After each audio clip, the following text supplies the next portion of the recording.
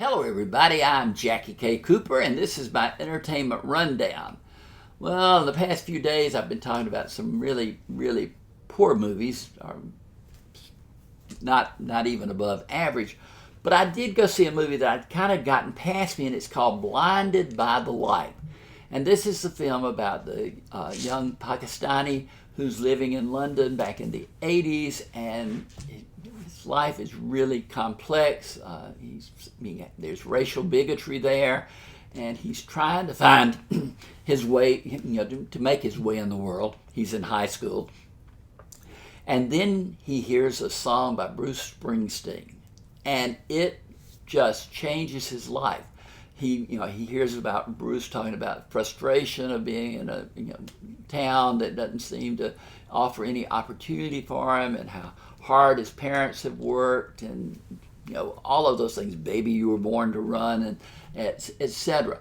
But he becomes inspired and begins to try to emulate what Bruce has written. He likes to write himself, and he wants to maybe have a career as a writer. He is played by an actor, I want to make sure I get his name right, Vivek Kalra. Vivek Kalra.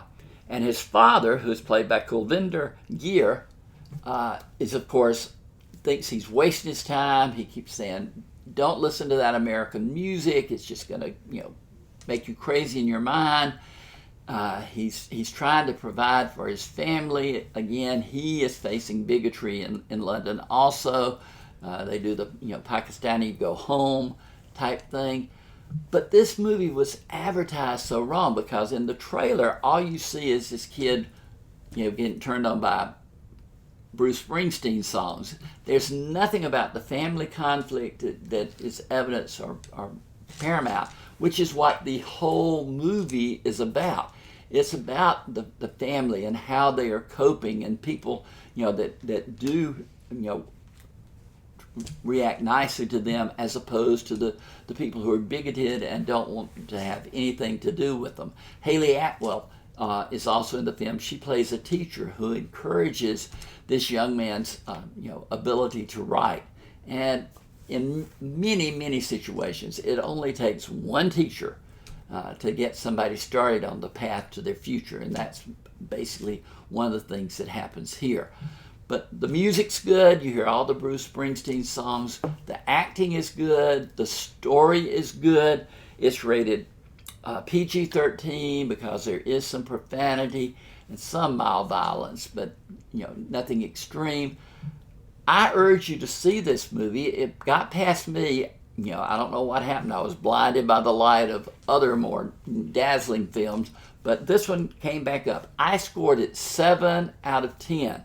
That's up above average, and one of the best things that I saw this past weekend, to say the least. So keep in mind, Blinded by the Light. I finished off the weekend watching a movie called Gwen, and it takes place in North Wales in the 1800s during the Industrial Revolution. It's about a young girl, maybe 14 years old. She lives with her mother and her younger sister. They try to manage the farm. Her father's gone off to fight in the war, a war. And she, they just keep waiting for him to come back home to maybe help them out of the dire circumstances that they're in. They live on the edge of a quarry, and they're afraid that the people who own the quarry want their farm to use as more of a quarry. This movie is so depressing. I don't remember there being one beam of light in this film. It just is, you're pounded down by the poverty and the situation they're in and the bleak weather. And that's what it is. The performance by the young girl, Gwen, the 14 or 15-year-old, is by Eleanor Worthington Cox. Her mother is played by Maxine Peake.